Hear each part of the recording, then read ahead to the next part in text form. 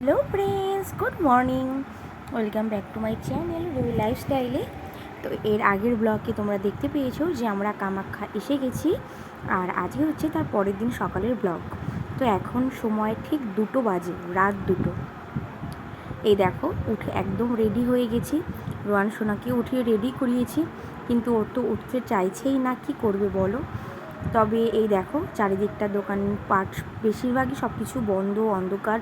কিন্তু মেইন যে মন্দিরের সামনে আর কি প্রসাদের যে দোকানগুলো, সেগুলো কিছু কিছু কিন্তু খুলে ফেলেছে।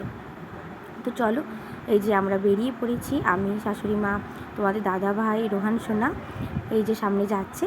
তো এই যে এই দোকান থেকে ঠাকুরের পুজোর যত সামগ্রী সেগুলো কিনে নিলাম, কেননা এখানকার দোকানপাটগুলো না বেশ অনেক রাত পর্যন্ত খোলা থাকে, আবার কিন্তু সেই ভোর থেকে খোলা শুরু হয়ে যায়। তো বিভিন্ন রকমের প্রসাদ ছিল, তো এখান থেকে পুজোতে যা যা লাগে সব কিছু নিয়ে নিলাম।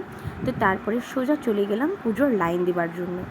তো কি আর বলবো বলো, তো আমাদের লাইনের ওখানে পৌঁছাতে মিনিমাম 2:20-25 হয়ে গেছিলো। তো সেখানে গিয়ে আমরা তো অবাক, প্রায় 300-350 লোকের পেছনে আমাদের যে লাইন ছিল, আমাদের সামনে কম করেও 300-350 লোক ছিল, কেননা সবাইকে নাম্বার ওয়াইজ স্লিপ দিচ্ছিল, টোকেন দিচ্ছিল। তো সেই টোকেনে আমার নাম্বার এসছে 316 নম্বরের। তো এখানে কামাখ্যাতে তো ফার্স্ট টাইম আসলাম, তো এখানে এরকমই নাকি ভিড় হয়, প্রতিদিন হাজার হাজার মানুষ আসে কামাখ্যা মাকে দর্শন করার জন্য। আর এই দেখো সেই সময়কারের অবস্থা, কত লোক। তো আমাদের পরে পরে যারা আসছে, আমরাও এসছি, তখন সবাই এসে এটাই ভেবেছি হয়তো আমরা বেশ অনেক তাড়াতাড়ি চলে এসেছি, কিন্তু তাই নয়।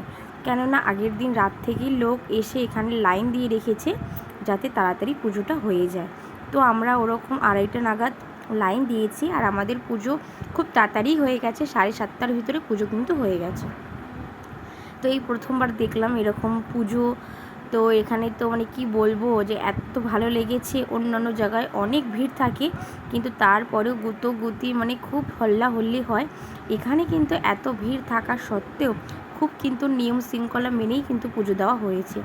দেখো সবাই আমরা মাথায় এখানে এই যে মা কামাখ্যা দেবীর যে ট্যাগ লাগা থাকে সেগুলো আমরা মাথায় পরে নিলাম, বেশ একটা শক্তি ব্যাপারটা চলে এসছে।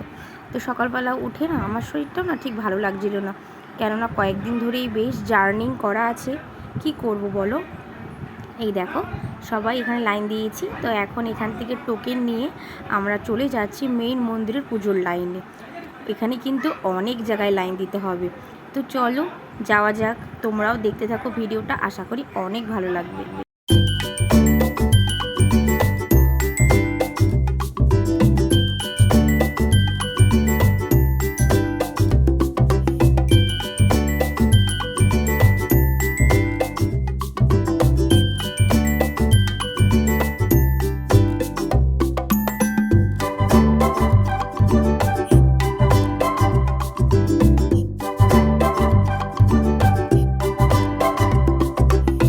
তোমরা কি দেখতে পেলে যে ভোরের আলো কিন্তু ওদিকে ফুটে উঠেছে, আর এই যে এটা হচ্ছে কামাখ্যা মন্দিরের ঘাট। এখন বেশ জলটা অনেকটাই শুকিয়ে গেছে, অনেক সময় কিন্তু এখানে অনেক জল থাকে অন্যান্য সময়।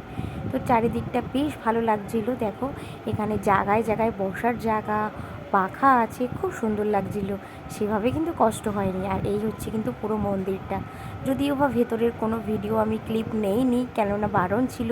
আর তোমরা সবাই জানো এরকম মন্দিরের কোনো ভিডিও নেওয়া যায় না।